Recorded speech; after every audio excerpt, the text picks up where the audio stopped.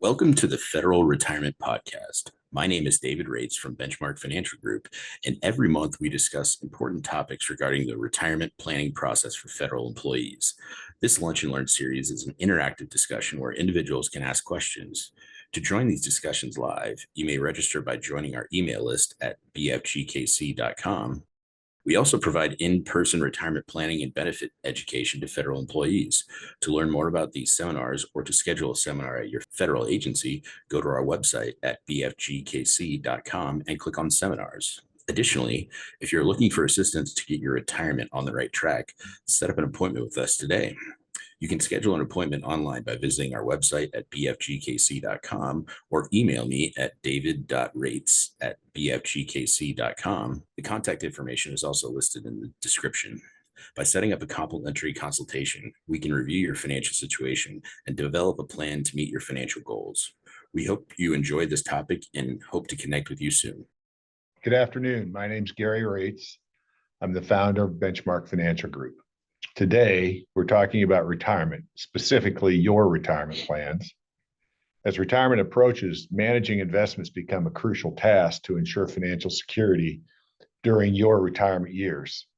Deciding whether to independently manage retirement investments yourself or delegating the responsibility to a professional investment advisor is an important decision. Today, we'll be discussing the realities of handling your accounts by yourself or seeking help from a retirement specialist. David Rates, president of Benchmark Financial Group, will be leading the webinar today. David? Thanks for tuning in, everybody. All right, so this month we were kind of brainstorming some potential topics to touch on, and the idea came across in conversation of maybe marinating or elaborating on a few specific topics that have really moved the needle in terms of creating deep value for clients of ours that we've worked with in the past. I think it certainly helps to have a reference point for certain unique scenarios that you've dealt with in the past, just have an experience over the years that you can apply to new folks that you're working with currently and can create deep value for them going forward. So feel free to chime in with any questions that come to mind and we'll get going. All right, so three main topics that we're going to touch on for this month's Zoom call: legacy planning, some important pieces of information to be aware of, divorce, and the impact that divorce has specifically on your FERS pension if you're in that specific scenario, and then death of a FERS annuitant. What happens? Who do you communicate with? How do you get the ball rolling with turning on a surviving spouse benefit? In addition to turning on the surviving spouse benefit, navigating, or just some important pieces of information to be aware of with OPM and navigating the waters with the Office of Personnel Management. So, all right, legacy planning. So the root of this slide was from a conversation that we had. It was with a married couple. We were talking to them, fact-finding meeting, and to their credit, the husband in this scenario, he was in a great spot with pension income. He had military retired pay, a VA disability payment, and a FERS pension. So in that sense, in terms of retirement assets, he was in a good spot pension wise. But the issue that cropped up with them is that there were decisions that needed to be made about certain pension pieces at different stages in the overall time frame of his working years. So with the military retired pay piece of things, there was a surviving spouse decision that was made earlier on in that person's working career. VA disability is a payment that's payable while that person is alive, and it is not transferable to a surviving spouse. In addition to the third pension piece was a FERS pension, which he had decisions that he could make in terms of surviving spouse benefits on that FERS pension, but taking into consideration that like 2/3 of his career was spent outside of the FERS system, it wasn't the biggest piece of the pie in terms of survivor benefits. And in that specific scenario, when they were younger, they opted to go with a life-only option on military retired pay. VA disability payment doesn't transfer to a surviving spouse, and what to do with the FERS pension piece of things. So the real question that they had to ask themselves is, if a FERS retiree dies first and their spouse's pension income gets cut in half, is that still enough to live on? And that was literally the question that came up in conversation. The employee's spouse was actually sat there and said, well, my primary concern going forward in terms of retirement planning is that my income is going to get cut in half by about 60% if my husband passes away first. So that's definitely a topic that you want to address, even with the maximum survivor benefit with the federal government. And the federal government's language maximum equates to 50% of your pension. So if your overall household income is used to living on a certain amount of pension income and that gets cut in half if you pass away, it's definitely a topic that you want to address prior to getting to the finish line of retirement. So moving on to divorce specifically, how does divorce, or what are some of the important topics to be aware of with divorce and how it impacts your FERS pension? So the first bullet point is always an important one because there's a difference between quadro language and a COAP. So pretty much every divorce settlement is written up in what they call a qualified domestic relation order, which is really just kind of like a template for how assets are going to get split up in a divorce proceeding. The federal government, if that quadro has language that specifically ties to your FERS pension, the federal government requires a secondary additional document called a court order available for processing, which digs into the weeds and spells out in dollars and cents what the language in the quadro says in terms of an actual payment that's going to a former spouse. So it's important to know that the quadro is kind of like the template that initiates the process, and then the court order available for processing is a secondary document that you get when you're nearing retirement, which has much more detailed information about what that former spouse is entitled to receive. There's always a question of the ex-spouse's pension payment and how you value it. So if you got an employee that has 30 years of service history and they were married to the former spouse for 20 of those years, then a question crops up, well, the former spouse is entitled to the years that were accrued when they weren't married. How do you value that pension number up to the point of the marriage? So, and there are different ways of doing that, which we'll touch on here in a second. Sometimes surviving spouse benefits come into the conversation when you're talking about splitting up a FERS pension in a divorce proceeding. You got to remember there's several specific scenarios. So how is the pension split up when you're both alive and well? And you're talking about current income as a retiree. Then a secondary question that sometimes crops up is what happens to that pension after the FERS annuitant passes away? That can be a component of a divorce, a court order available for processing, or a divorce negotiation when you're talking about the FERS pension. And if that's in the conversation, it's always a question of, well, there's a charge for that surviving spouse benefit. So who pays that monthly charge? That can be a point of negotiation. And then oftentimes people are kicking around this idea of which is the better option. It's paying a former spouse a lump sum from TSP or giving them a percentage of your FERS pension in perpetuity going forward. And usually the best answer to that one is a lump sum from TSP if at all possible, but it just kind of depends on numerous variables. So again, elaborating on divorce and its impact on your FERS pension. So again, important to remember valuing that there's a specific way to value it. And you got to remember it's up to the point of the time of divorce, not the total value of your entire FERS pension at the point of retirement. So we're going to dig into a quick example here. We got a FERS retiree with 30 years of total service. They had a marriage that took place while they were working for the federal government for the first 20 years of that 30-year career. FERS retirement age is age 60, and just a general number for an approximate pension amount, $6,000 a month.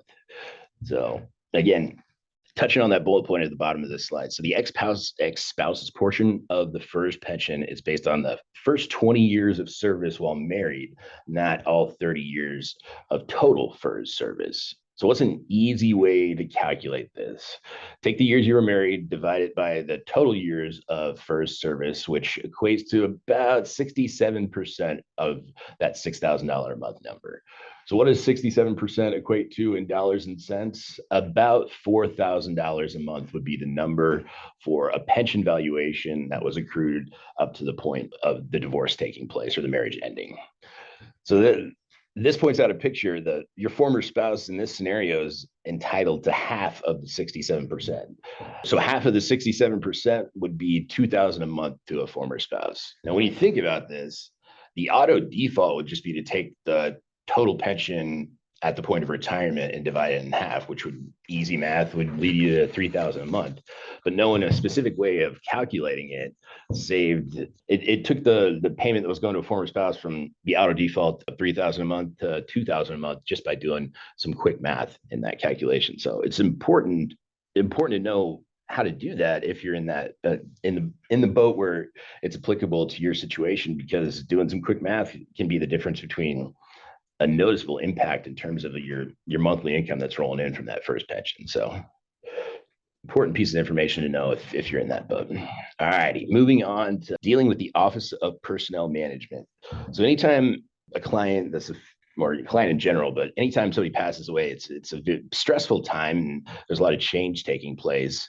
And oftentimes spouses are very thankful that they have a resource of information to help them navigate the waters in terms of dealing with the Office of Personnel Management, feeding them the identifying information that they need, filling out the right paperwork to get the ball rolling with turning on surviving spouse benefits.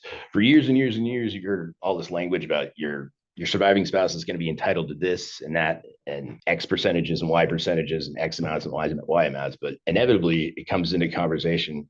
If you're in a boat where you're the survivor, how do you turn on that surviving spouse benefit? What's the general template takes place? So the first step is always notifying the Office of Personnel Management. Easiest and fastest way to do that is just to go to their website. They're always going to want a copy of a death certificate. But once you get them notified that a death takes place, you also have to submit what they call an SF-3104 or a FERS application for death benefits, which it's got a lot of identifying information about you as the surviving spouse, the employee that passed away, and it gives them direction on where they're going with those payments.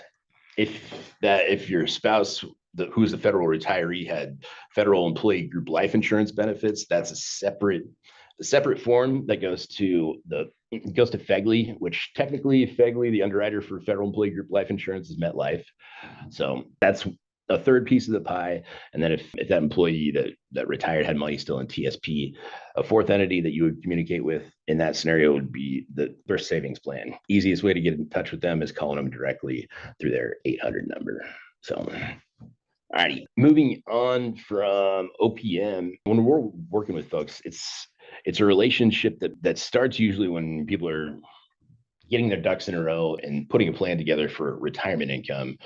But after the point of retirement, the relationship with the clients that we're working with doesn't stop. It's an ongoing relationship going forward from there. So life changes as a retiree. Oftentimes there needs to be adjustments to the income strategy that people have in place, and investment changes or investment updates that need to take place just based off of life happening. So we spend a lot of time working with folks in terms of fine tuning things from the starting point going forward as needed. So withdrawal strategies oftentimes need to be adjusted. There are a lot of questions with required minimum distributions tied to pre-tax retirement savings. It's usually a question of oftentimes the big four crop up for emergency or opportunity withdrawals. And the big four are usually house, car, medical, vacation. So oftentimes people are in a spot where they got money in pre-tax traditional IRAs, Roth IRAs, even after-tax brokerage accounts. Inevitably, folks are trying to figure out, okay, so I got to scrounge up the money to pay for this. What's the most effective route to do it? Or which account do I draw from relative to all the other things that I have going on? So provide value for folks in that way by giving them guidance on it. Sometimes it makes sense to take money out of a traditional IRA based off timing and what's going on in the marketplace. And other times it makes sense to potentially mitigate taxes and take that chunk out of Roth IRA. So it's different for each individual scenario. It's a fine tuning process and an individual tailoring process at that point in time. Investment advisory services is a big piece of the pie for us. Periodic rebalancing of client accounts based off of market variability and what's going on in the marketplace, among other variables as well. So that often takes place in folks that have traditional IRA accounts, Roth IRAs, after-tax brokerage, just like we said a second ago. One of the fourth piece of the pie that is is an important variable in terms of the planning process. Life insurance planning. So a lot of times people have a little bit of FEGLI going into retirement. They're often asking, do I need to keep FEGLI as a retiree? The question you want to ask yourself is, how much insurance do you have and how much do you need going forward? A lot of times people are whittling away the things that they were using life insurance for the further and further down the road they get, as houses and cars get paid off and kids get out of the house. But you inevitably want to tie insurance planning to a specific amount that's tied to a specific thing, whether or not it's a finite window of time, which would be a term, or more of a lifetime duration. So do you keep FEGLI in retirement? Which options do you keep? Which choices do you go with? If you have outside insurance, you want to know where you're at in terms of the term. If you're in year 19 of a 20-year term policy, that's something to be aware of. Whole life insurance, it's usually a matter of checking how much cash value you have relative to the death benefit. And universal life insurance, if you have a UL policy, you have flexibility there too. So oftentimes those need to get tweaked and adjusted from the point that they started. So how do you start the process in terms of planning with Benchmark? First meeting is always information gathering and sharing. We call that a fact-finding meeting. So we just send you a list of identifying information to gather if possible, which usually that is a copy of just a recent leave and earnings statement, any sort of retirement estimates you can get your hands on. But if you're having trouble working with HR or tracking down a formal estimate, you can always dig up a copy of your FERS benefit statement. It's not as detailed as the retirement estimates, but it has a lot of identifying information on it that can be helpful in terms of valuing a pension or getting the ball rolling for planning.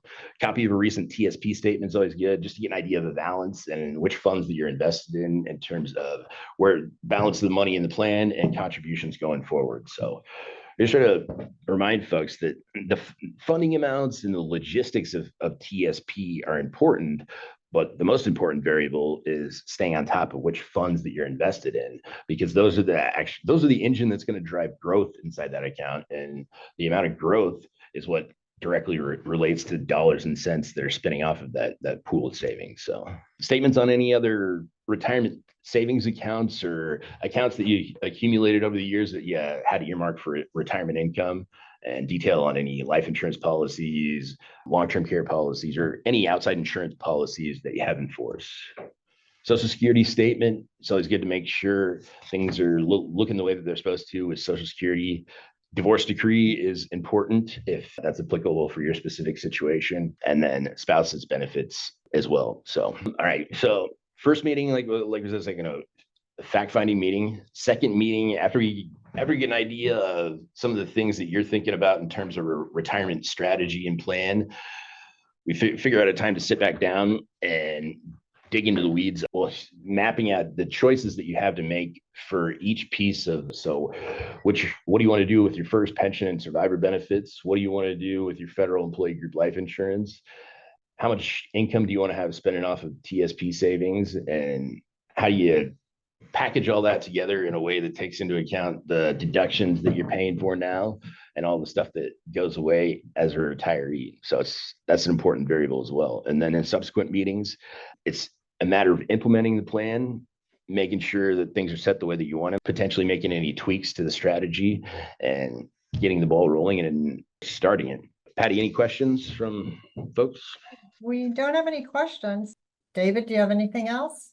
If there's any topics or any thoughts tied to this conversation, the Zoom call, or just thoughts in general that you have, feel free to give me a call or shoot me an email, or you can always go to our website as well and submit your question via the website. Thanks for tuning in, and hope to see you guys in the near future.